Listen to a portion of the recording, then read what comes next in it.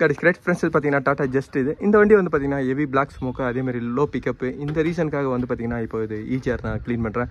கூடவும் வந்து பார்த்தீங்கன்னா இன்டாக்ட் மேனிஃபோல்டும் க்ளீன் பண்ணுறேன். ஃப்ரெண்ட்ஸ் எப்போவுமே வந்து பார்த்தீங்கன்னா EGR மட்டும் க்ளீன் பண்ணும்போது அதோட ப்ராப்ளம் வந்து உங்களுக்கு சரியாகாது. இன்டாக்ட் மேனிஃபோல்ட்லேயே வந்து பார்த்தீங்கன்னா உங்களுக்கு அந்த பொல்யூஷன் எல்லாமே உள்ளே லாக் ஆகிட்டு இருக்கும். அதை க்ளீன் பண்ணும்போது மட்டும்தான் வந்து பார்த்தீங்கன்னா இதில் சரியாகும். அதேமாதிரி உங்களுக்கு டீகார்பனேஷன் வந்து பார்த்தீங்கன்னா இந்த வண்டிக்கு நீங்கள் டீகார்பனேஷன் பண்ணுறதை விட நீங்கள் கழட்டியை க்ளீன் பண்ணி போடும்போது இன்னும் இதுக்கு நல்லா தான் இருக்கும். இப்போ நான் இதுக்கு வந்து பார்த்தீங்கன்னா இன்டாக்ட் மேனிஃபோல்டர் நான் ரிமூவ் பண்ணுறேன். இன்டாக்ட் மேனிஃபோல்டர் ரிமூவ் பண்ணுறதுக்கு ஃபஸ்ட்டு வந்து பார்த்தீங்கன்னா கூலண்ட் எல்லாமே நான் ரிமூவ் பண்ணுறேன். அதேமாதிரி EGRோட ஓஸுங்க எல்லாமே நான் செக் பண்ணிட்டு EGR நான் இப்போ ரிமூவ் பண்ணுறேன்.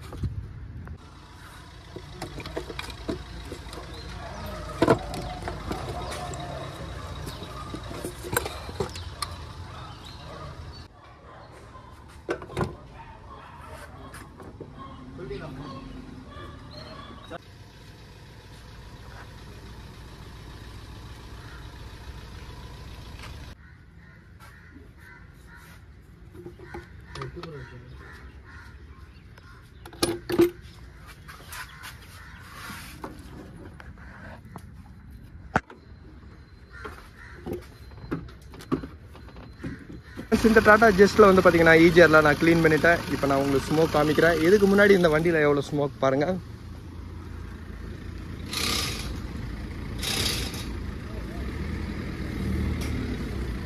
இந்த அளவுக்கு இருந்தது. இப்போ நான் ஆக்சிலேட்டர் கொடுத்து காமிக்கிறேன்.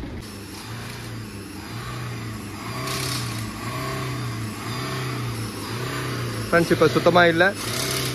இந்த டாடா ஜஸ்ட்டில் வந்து பார்த்தீங்கன்னா இன்டாக்ட் மேனிஃபோல்டு பிளாக் ஆனதுனால தான் இதை நான் இன்டாக்ட் மேனிஃபோல்டு க்ளீன் பண்ணேன். EGR எப்போவுமே வந்து பார்த்தீங்கன்னா பொல்யூஷனை இன்டாக்ட் மேனிஃபோல்டு தான் ரிலீஸ் பண்ணோம்.